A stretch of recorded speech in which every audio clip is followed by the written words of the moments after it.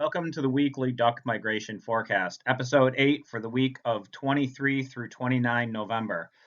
I do apologize that this is a little bit late. Work called late Sunday and Monday, and I didn't have time to do this till now. It's also gun deer season in New York, so I was spending a bit of time in the stand with no luck. So today is a little bit abbreviated. We did not get any questions over last week, and I'm not going to plug any type of climate stuff or anything in here at this time. For brevity, I'll hit the forecast, and that'll be it for this week. But remember to email me your questions at weeklyduckmigrationforecast@gmail.com. Happy to answer any questions about waterfowl migration, duck ecology, and similar topics. The summary for this week is actually a little bit better than it's been in the past. There's a couple periods of mallard migration in the Mississippi Flyway that are predicted this week. And finally, some cold and snowy weather in Ottawa, enough to cause migration by mallards because of weather. We've had a buildup of mallards in the Great Lakes region, coming out of Canada throughout the obvious or honestly, since like August, those birds start to just trickle down. They're not going to stay in that area all winter long. And as they get to the point where they're in good condition and they can fly, they move on in. And we've seen that trickle throughout. So a lot of those movements haven't really been caused by weather. But we've been picking up mallards here and there. But we still, at the latitude of Syracuse, New York, have not seen our major mallard push or black duck push yet for this year. I'd say there's going to be good movements of other dabbling ducks, those that are less tolerant to severe weather, like gadwall and widgeon and green-winged teal and shovelers. And I'd expect those movements in the Mississippi and Atlantic flyway throughout this week.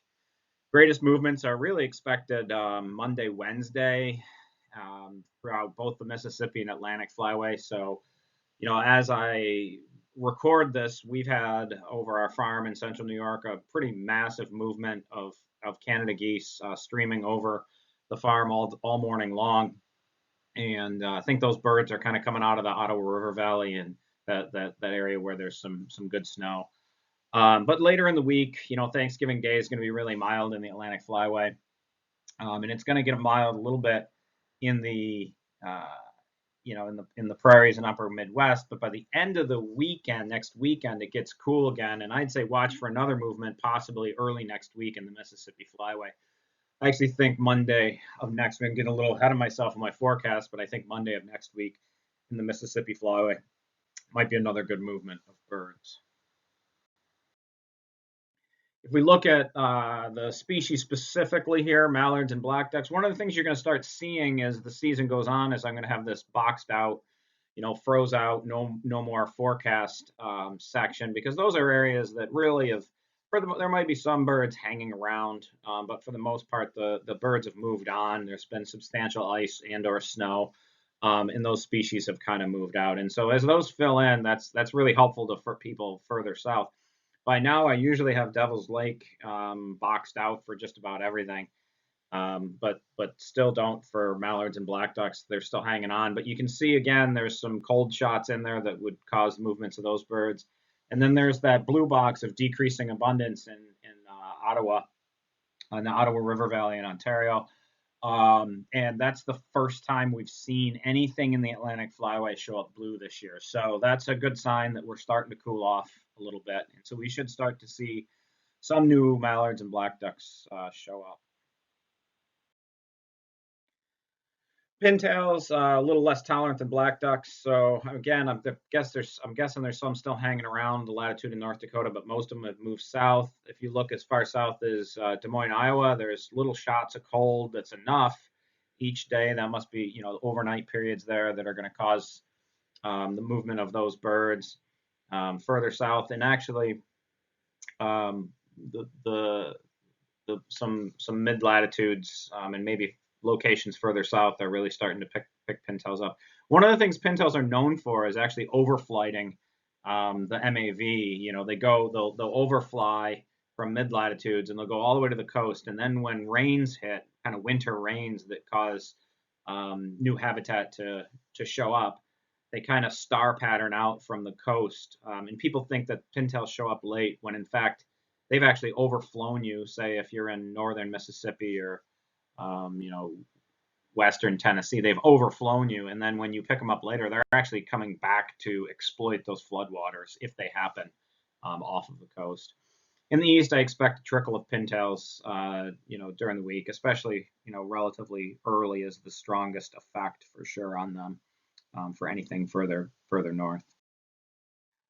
Gadwall moving down and decreasing tolerance to severe weather. Right, Ottawa and Syracuse, New York, and the Atlantic coast are starting to light up with a lot of blue. I expect most of these birds have really moved out by now, and they're starting to show up mid-Atlantic coast to a larger degree. Hopefully, for those folks as their season open. Columbus, Ohio, gets a little shot of cold here early in the week. Again, this is this kind of Tuesday, Wednesday punch that I'm talking about. That's probably going to move birds. I would think tonight actually would be a really good movement. Pretty much throughout most of the Mississippi and Atlantic flyway for Gadwall. Same goes for shoveler, right? A lot of these birds have moved even further south, but you know, folks in southern regions should really be, you know, they should be starting to bop down and move down out of mid-latitude regions and even into these more real southern latitudes of both flyways. Right, and then our least tolerant bird, if you look all the way to the right, the latitude of Washington, D.C., I mean, that's just beyond the threshold that would start to cause widgeon and green-winged teal to decrease. But this is where folks in the Carolinas should be starting to pick up green-winged teal and widgeon to some extent. You know, these birds are the earliest to move, and we're finally getting some cold enough stuff, or they should really be moving out. These other latitudes, right? Des Moines, Iowa's number one duck right now is going to be the mallard, and a lot of these other species have really moved further south. It's a question about how far south they are and where they're distributed at this point. One of the things I've noticed is that river gauges have really declined over the last 2 weeks.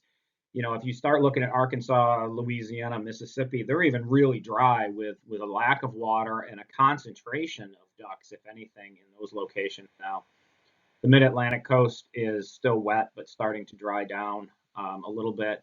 And then we've got a smattering of locations still in the upper Midwest and Great Lakes and the Atlantic Flyway, which are in some pretty strong drought conditions there. So really, the one comment early that I noted in, you know, I think like episode 1 or something was that there might be so much abundant water that birds would be really spread out and you're going to have to chase them. I think those conditions have really changed, and that birds are probably concentrated, hopefully appropriately enough for folks to have some good hunts on leases and public lands. For those folks that really can't chase birds, when the birds do show up, there's not thousands and thousands of options for them to avoid hunting. So this is where refuges really come into play and become important for birds to have some places to get away from folks' guns and feed, so we can send them back strong. But definitely dried out quite a bit. So that's a short forecast this week, folks, but lots of stuff here at the farm going on with deer season and Thanksgiving. And also, I do teach, so I'm finishing up some students' master's thesis reviews and such. So I was a little cramped for time this week. Hopefully, I can come back next week and give a little more of a detailed update and some more information on some real unique stuff that's going on in the Arctic with lack of sea ice that's potentially affecting our later winter weather in January. So I'll probably try to touch on that stuff next week. Again, email me your questions at weeklyduckmigrationforecast@gmail.com. Happy to answer those. Subscribe to this YouTube channel, and I'll be doing these till the end of January. So everybody be safe. Have a happy Thanksgiving and shoot straight. Thanks a lot.